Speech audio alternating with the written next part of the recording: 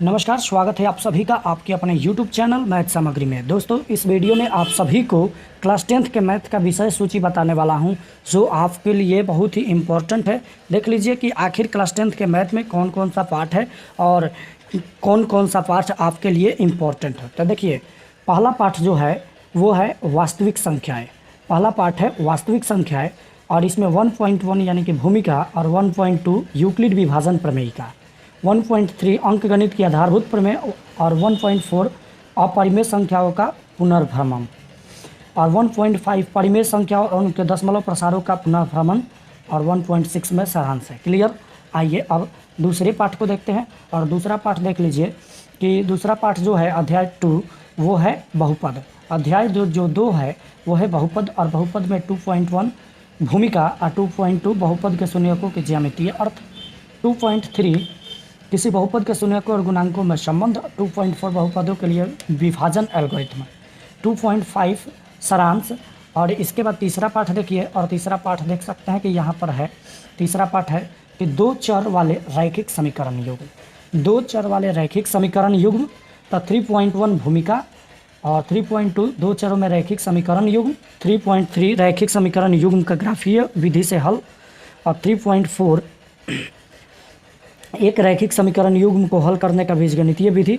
और वो कौन सी विधि? तो पहली विधि प्रतिस्थापन, दूसरी विलोपन और तीसरी बृजगुणन विधि।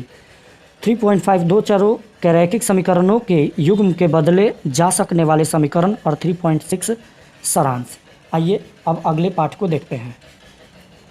देखिए, 4 नंबर जो अध्याय है वो है द्विघात समीकरण और इसमें 4.1 भूमिका, 4.2 द्विघात समीकरण, 4.3 गुणनखंडों द्वारा द्विघात समीकरण का हल, 4.4 द्विघात समीकरण का पूर्ण वर्ग बनाकर हल, 4.5 मूलों की प्रकृति और 4.6 सारांश। इसके बाद पांचवा चैप्टर जो है वो है समांतर श्रेणियाँ। इसमें 5.1 भूमिका है और 5.2 समांतर श्रेणियाँ, 5.3 एपी का एनवा पद, 5.4 एपी के प्रथम एन पदों का योग, 5.5 सारांश है। इसके बाद छठा चैप्टर है त्रिभुज, 6.1 भूमिका, 6.2 समरूप आकृतियाँ, 6.3 त्रिभुजों की समरूपता, 6.4 त्रिभुजों की समरूपता के लिए कसौटियाँ, 6.5 समरूप त्रिभुजों के क्षेत्रफल, 6.6 पाइथागोरस प्रमेय और 6.7 सारांश। इसके बाद 7 पाठ है, देख सकते हैं। तो 7 पाठ है निर्देशांक ज्यामिति, 7.1 भूमिका है, 7.2 दूरी सूत्र और 7.3 विभाजन सूत्र। आगे देखते हैं। 7.4 त्रिभुज का क्षेत्रफल, 7.5 सारांश। इसके बाद पाठ है 8 नंबर, 8वां अध्याय है जिसका नाम है त्रिकोणमिति का परिचय।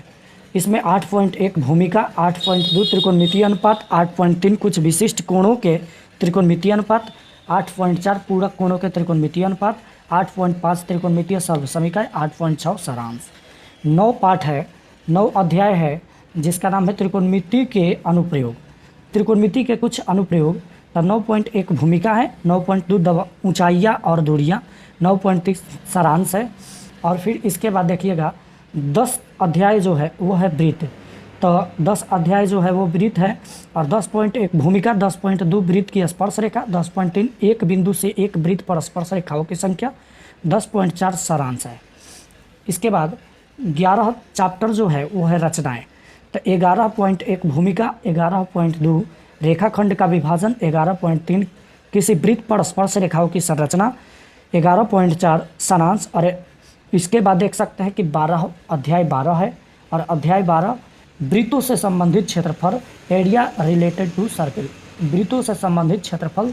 तब 12.1 भूमिका है। आगे देखिए 12.2 है वृत्त का परिमाप और क्षेत्रफल, एक समीक्षा, 12.3 त्रिज्या खंड और वृत्त खंड के क्षेत्रफल, 12.4 समतल आकृतियों के संयोजनों के क्षेत्रफल, 12.5 सारांश।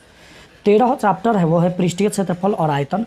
तो 13.1 भूमिका है, 13.2 ठोसों के एक संयोजन का पृष्ठीय क्षेत्रफल और 13.3 ठोसों के एक संयोजन का आयतन, 13.4 एक ठोस का एक आकार से दूसरे आकार में रूपांतरण, 13.5 शंकु का छीनक और 13.6 सारांश है। ठीक है। इसके बाद देख सकते हैं कि 14 चैप्टर जो है वो है सांख्यिकी। तो 14.1 भूमिका है, 14.2 वर्गीकृत आंकड़ों का माध्य, 14.3 वर्गीकृत आंकड़ों का बहुलक, 14.4 वर्गीकृत आंकड़ों का माध्यक, 14.5 संचयी बारंबारता बंटन का आलेखीय निरूपण, 14.6 सारांश है। आइए 15 चैप्टर है वो है प्रायिकता, और प्रायिकता में देख सकते हैं कि 15.1 भूमिका, 15.2 प्रायिकता, एक सैद्धांतिक दृष्टिकोण और 15.3 सारांश। तो उम्मीद करते हैं कि आप सभी को क्लास 10th के मैथ का विषय सूची जो भी है और कौन कौन से पार्ट है, कितने नंबर में कौन सा पार्ट है, ये सब समझ में आ गया होगा।